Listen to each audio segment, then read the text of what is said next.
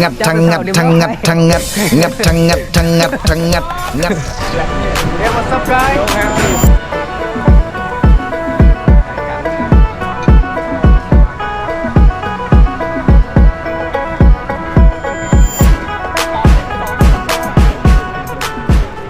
ทีม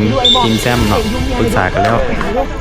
ทีมประสานเน็ตเขาหันทีมประสานเน็ตเขามีตัวลิงบ้านอะไรตัวทีมเขาเนี่ยเขาลิงอะไรเขาเปลี่ยนตัวเลยเนี่ย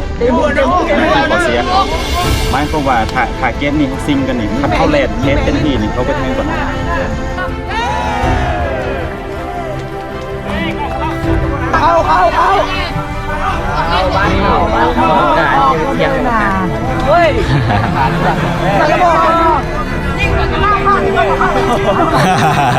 แล้วพวกเจ้าย่างไปย่างมาแล้วมาเจอ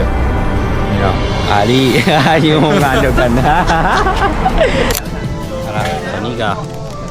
จัดไปแล้วมันก็มีสดเมื่อกี้เจอทีมอย่างก่อน GTK เลยเนาะทีมชนเผ่าเนาะจัดไป0-0ก็เข้าฮอปซิงไปแล้ว1-1ว่ะเสมอ1-1ก็เข้าไปฮอปของสายแล้วเดี๋ยวมาลุ้นกันว่าเข้าฮอป4ทีมแล้วตอนนี้เดี๋ยวไอ้น้องเขากำลังสีเห็นแดงกินเดี๋ยวพาไปเบิ่ง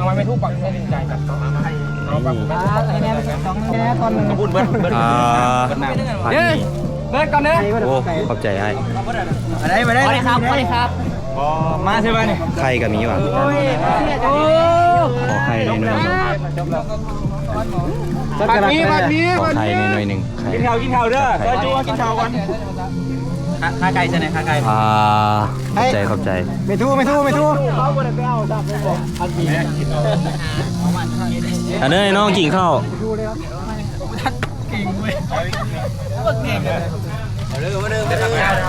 กองเสียลมโฮมกันไหมลมโฮมกันกองเสียซอยจูเป็นบ่เสียซอยจูแล้วนี่น้องคร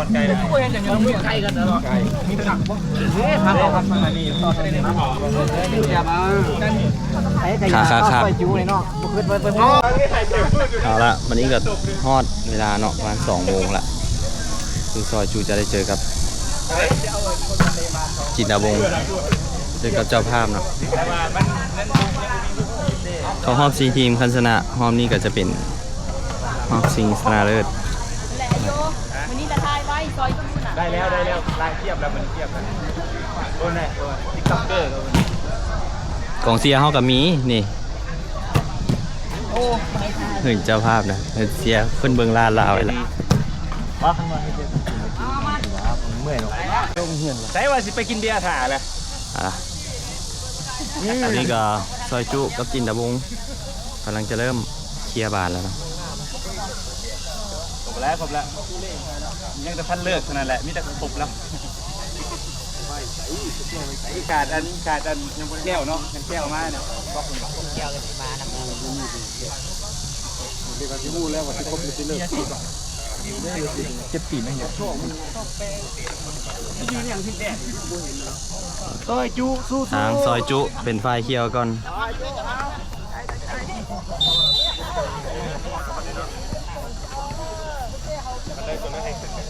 เล่นคืนงามค่อยๆลิ้นกินบ่ได้ก็บ่ให้เสียกินเต็มๆแล้วซอยจุนี่ล่ะแซ่บชุดแซ่บดิกินให้แซ่บให้นัวคมเพียดิเป็นจัดแล้วจัดเดียวตีให้มีว่างแอะตาตัวไปโอ้เจ็บงามจับได้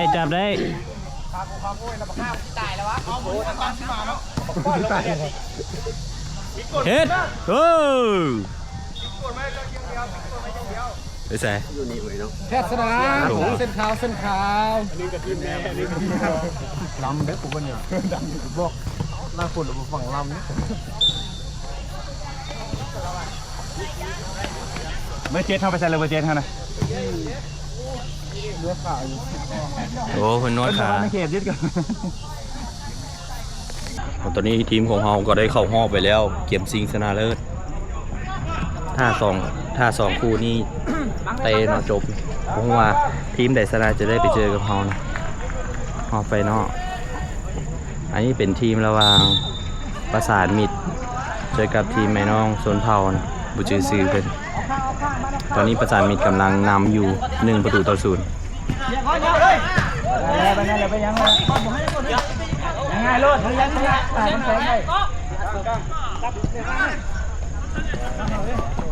อ้าว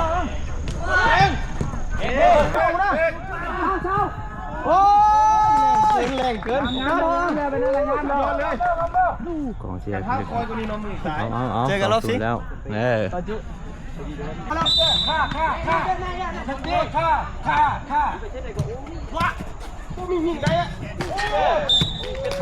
ฟังมันนับนะเฮ้ยจะมาฆ่าเขาเป็นรถวะก็จะขายขวานสนุกเกอร์เข้าเลยไปมาควงกับล้อควงให้มันจุ๊บให้น้องไม่ต้องเตะงานขึ้นเทิงนี่ก็ออกกันดิเคลียร์บัตร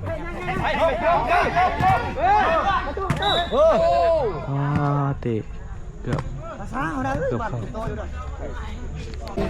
เอาละเราได้ครูซิงเขาแล้วเนาะนี่เลยประสานมิตรเอาน้ำเย็นๆมากินได้ตัวตึง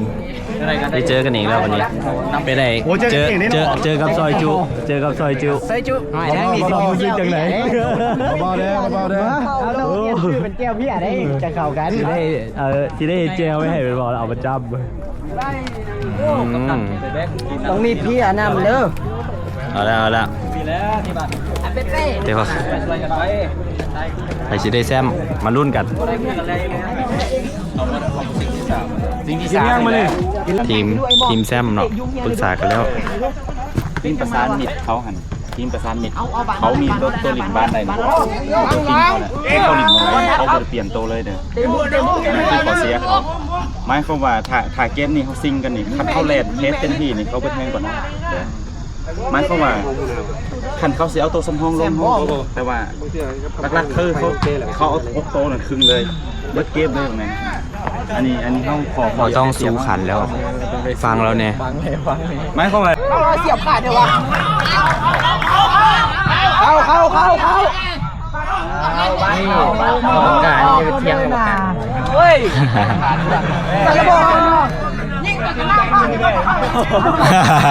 าจะได้เทียนครับอันนี้เป็นการซิงที่3เนาะเตะลูกโทษระหว่างเจ้าภาพจินดาวงศ์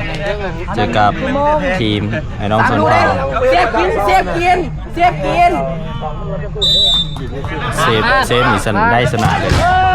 โอ้เอาตัวนี้เสมอกันเนาะ4-4กับ3-3 4-4พี่น้องซอยจูเฮากำลังเตรียมท่าเข้าไปซิงยังไงนักซิงปังแล้วไปเลยลูกที่4แล้วบ่ไหลเกี่ยวจัดครับบ่มีเสมอ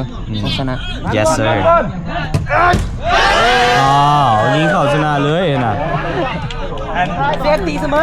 ใจละลายแต่ปิดหนาก็เลยกินอย่างนี้นะแล้วละเซฟเสม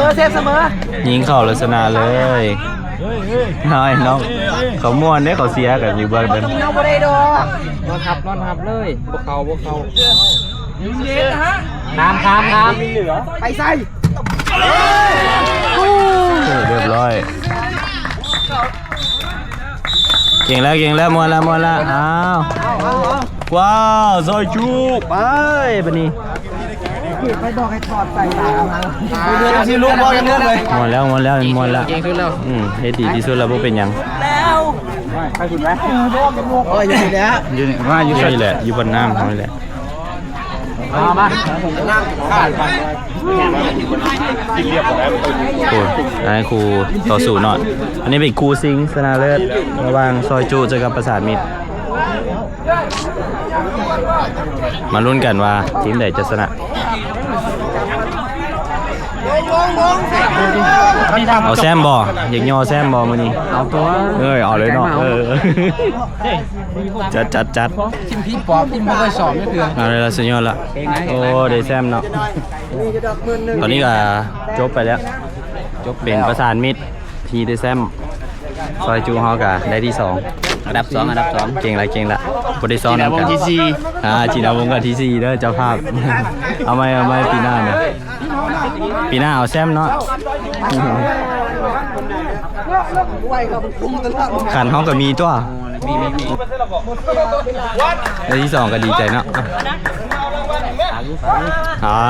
รางวัลมาแล้วทุกคนซีเขามีตัว2 ล้านตัว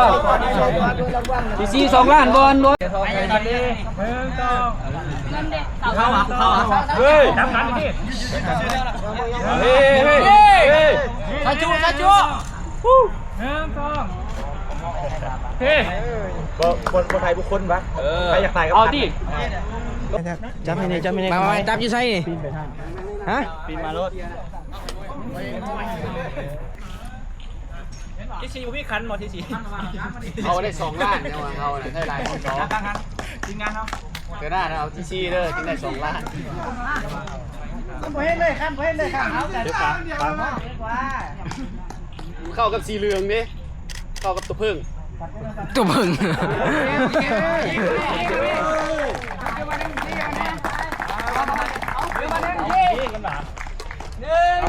3เย้เฮ้ยกล่องเข้าสิกระบอกรังปะไหนเดี๋ยวให้ซาวล้านแซมเหรอเบ็ดแม็กลองแซมบ่เป็นยังโอเคแหละจับคันแซมแต่เสาขึ้นไปเปลี่ยนเมื่อจับเลยนะตัวเนาะจับแต่เสาเรียบร้อยทีมแซม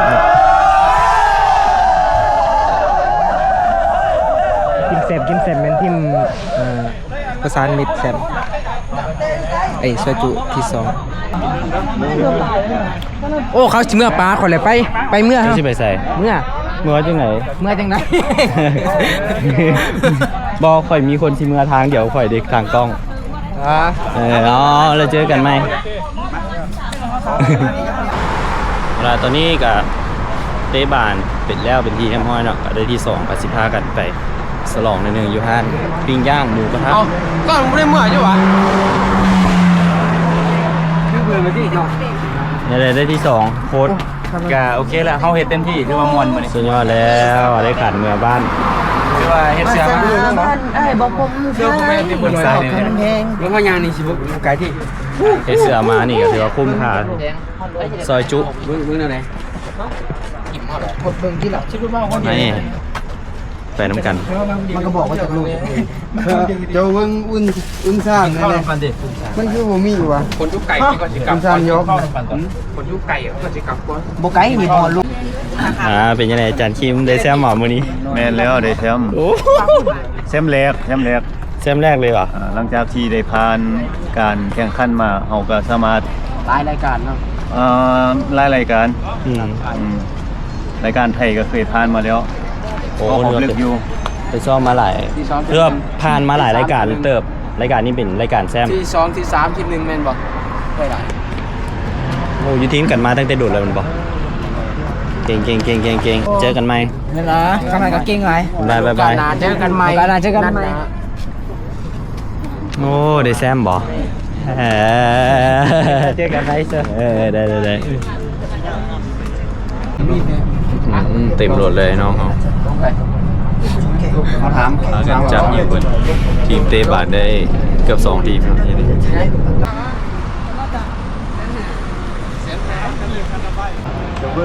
ตอนนี้ก็มาฮอดห้านหมูกระทะห้านไทยเนาะภารกิจแล้วหิกลับลงใต้ตีโอ้เดือด 3-4 ชั่วโมงนับจำนวนคนเลยขึ้นไปผมว่าในก่อนรถอ่านเนาะมีกุ๊กมีเพียวแง่กันนั่งก็ได้พามาเบิ่งบรรยากาศทางในคนเฮามานี่เกือบ20 คน ส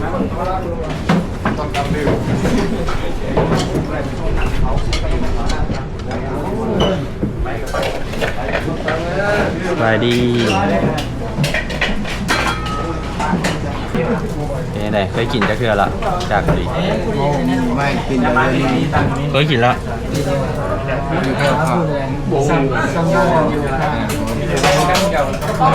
ได้ไปตักอีก เอาข้าวเกี๊ยว ว่าไปกินแซ่บอยู่บ่แซ่บคืออยู่ลาวบ่ล่ะ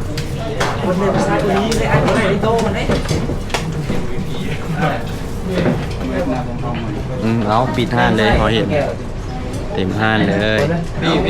ไม่ได้ใกล้ๆก็ได้ นี่วันนี้วางเด้อวันนี้วางวันนี้วาง อันนี้ก็ได้ ตีกันมาเลย ไอ้น้องพูดอยู่ทีมนอกอีกทีมแซมเนาะนึงเนาะทีมแซมกับทองแซมมาห้านเดียวเอานี่เนาะกินได้เกาหลีแซ่บแท้ฮอนทุกคนนี่กินได้ไข่ย่างมี3เจียวเป็นเจียวส้มบุ้งเจียวอย่างไงจำไปเลยคุยหลายๆชิ้นเนาะ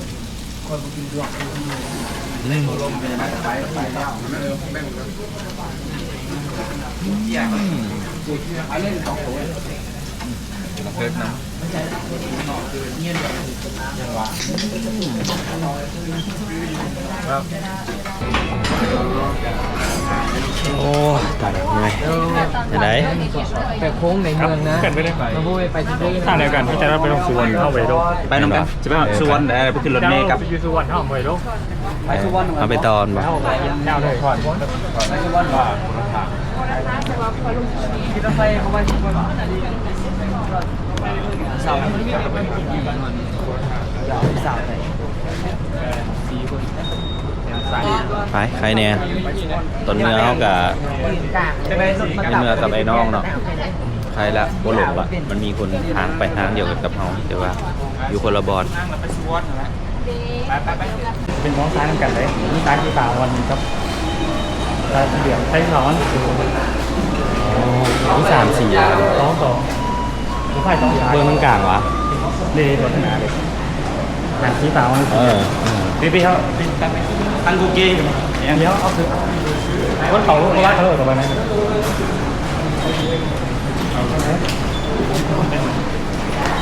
โอ้ยชั่ว มันนอกของเมืองเลย วันนอนของเมืองที่ประเทศบอล คือกับยูโรมีเลยจะติ๊กในหน้าจอมาตลอดเอาผู้ด่างมาดิ อะไรปัจจุบันสั้นเลยไปที่ฝั่งนั้นเขากับสุวรรณที่ทางนี้ สายเหลือง มาที่ บ๊ายบายบ๊ายบายเด้อ สุวรรณเลยสุวรรณเลย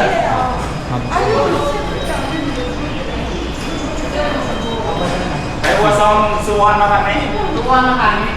เบิ่งอยู่วันไหนนี่วะ ปัจจุบันสั้นเลยเอาไอ้ซากกับเราของนะ เบิ่งอยู่วันไหน แต่จะอื้อไปยินซ้อนไปบนป่า ป้ายนี่วะ ถ้ามันกลายบอลถ้าอยู่บนไปนี่ไปขาว่าถ้ามันบุกกลายบอลอยู่ห้องโบไปก็ไปไปทางห้องนะบอมันบุกยันเลยมันยันเลย ก็ต้องเบิ่งหยอก นี่ เนาะ ไง ว่าซื้อหยอกเนาะ ว่าไปทางห้องมันเป็นยอกมันบอ กังน้ำใกล้ๆค่อยกันค่อยเป็นไก่กลางน้ำไปแล้วค่อยไปขี่ตัวอย่างดูแลไปเว้าเจ้า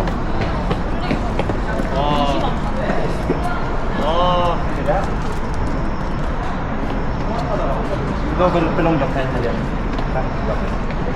ใช่สุวรรณผมต้องมีเมย์เฮ้ย ผมไปยังของยังตรงเขามีทุกวันอยู่นี่ คิดใช้โมเมนได้ มีเอง มี จะเอาคนเดียว โมเมนได้อายุ โยมาเบิ่งให้เพิ่นดูนี่นะ โมเมนเลย เป็นได้บ่แม่ บ่มี สูบอล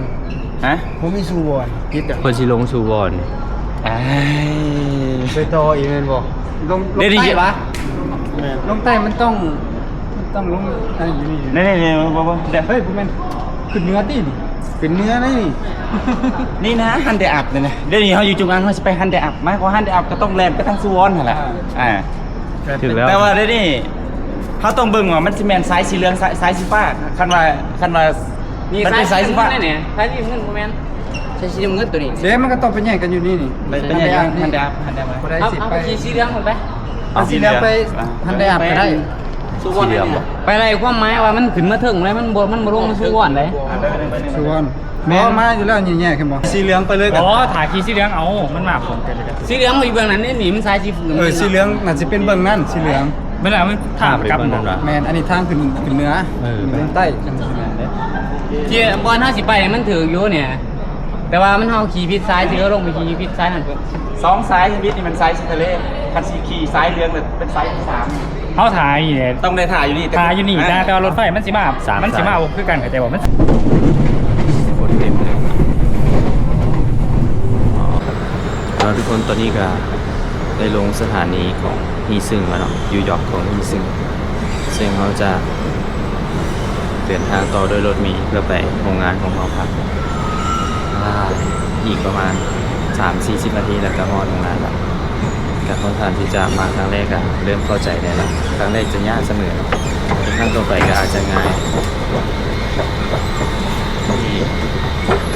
ต้องไปทางไหนแล้วบัดนี้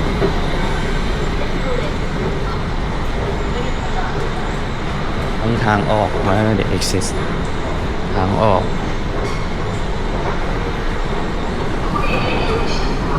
นี่ทางออก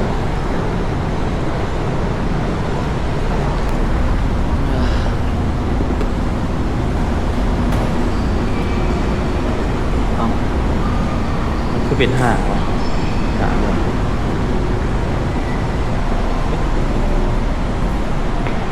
คือมาห้างแบบนี้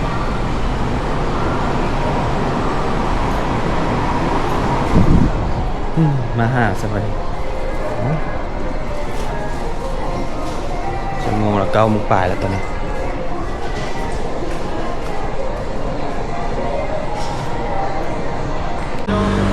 แล้วทุกคนตอนนี้เขาก็ลงออกมาจากเทอร์มินอลยอร์กของคิดหนึ่งอะเนาะเจ้าทางออกบูฮู้เนาะส่วนสิมาฮอดได้เดี๋ยวสิย่างไปขึ้นรถเม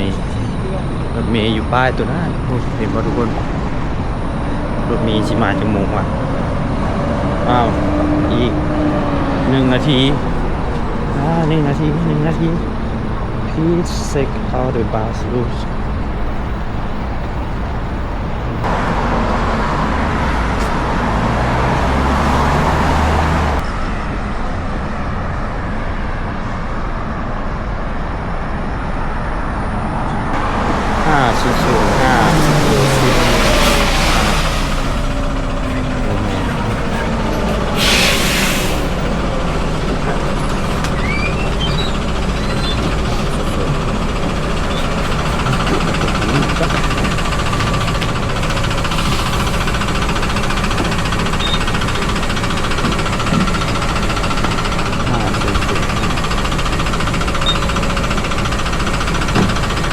아니 왜 찍어?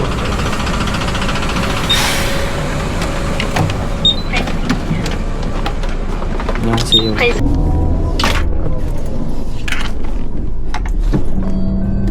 이번 정류소 เอาละทุกคนตอนนี้เขากาลงรถมาฮอดแถวตลาดยงยินต้องได้ต่อรถเบอร์21-1ที่เขามาตลอดรอท่ามันก็ว่ารถเมย์สิมาเพราะว่าจะตกไปฮอดบ่อนนออยู่เลยเหลืออีกรถเมย์สุดท้ายมันจะฮอดที่พักแล้วตอนนี้ก็10 โมงยังแล้วมันแห้งแล้วเนาะเอาละได้ลงมานี่เนาะผิดทางเกินคาดเนาะขึ้นมาต้องขึ้นเลข22-1เนาะคิดว่ามันบ่มาจะเถื่อกับขี่แม่เลข22ก็คิดว่าสิไปทางเดียวกันเดี๋ยวเบิ่งทางใหม่บัดนี้อ๋อใกล้เลยย่างวนไก่มาเมื่อกี้นี้เอาไปตอนนี้ก็มานั่งท่ารถเมล์ สิไปตามป้ายมันถึกไปขึ้นผิดไปขึ้นบ่ถึกเบอร์มันเนาะมันก็ไปผิดทางเลยเนาะแต่ก็มาทางเดียวกันอยู่เกือบฮอดแต่ว่ามันพัดเอี้ยวไปทางด้านซ้ายมึงเอี้ยวไปทางเบอร์น่ะมันเอาต้องไปซื้อเลยร้อนฮะแล้วพวกเจ้าย่างไปย่างมาแล้วมาเจอนี่เนาะอาลี่ อยู่โรงงานเดียวกันนะ รอดอีกแล้วเขาเราย่างไปดิกระมูเรา เอารอดแล้ววันนี้ผมต้องเบิ่งแมพละฮอดแล้วฮอดแล้วฮอดแล้วเนาะฮอดนี่กะเฮ้ยข้าวอายุข้าวอายุข้าวอายุฮอดแล้วครับทุกคนเนาะรอดละไอ้สำหรับคลิปนี้ก็ขอบใจหลายเนาะทุกคนที่เบิ่งเนาะก็จะเฮ็ดคลิปวิดีโอใหม่มาให้เรื่อยๆเนาะฝากทุกคนกดติดตามให้เด้อเป็นกำลังใจให้ค่อยเฮ็ดคลิปวิดีโอต่อไปเนาะสำหรับคลิปนี้ก็ขอบใจหลายบ๊ายบาย